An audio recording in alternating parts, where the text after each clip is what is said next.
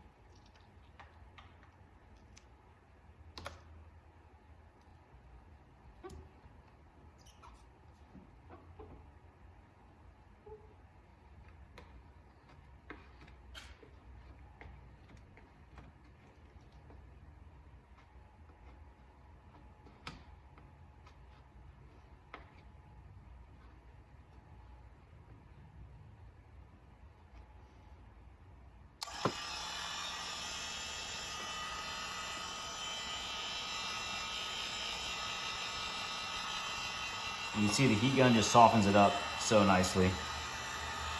And roll the edge really easily now.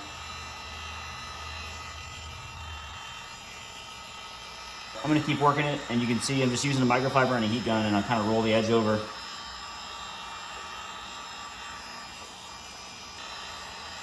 Trying to work the bubbles out to the nearest edge. So there it is. There's the new vinyl on the taillights. Looks good. Definitely modernizes a little bit. Brings it up a few years. If you have any questions about how I applied it, just post them up in the comment section. As always, guys, I'm happy to help. Thanks for watching.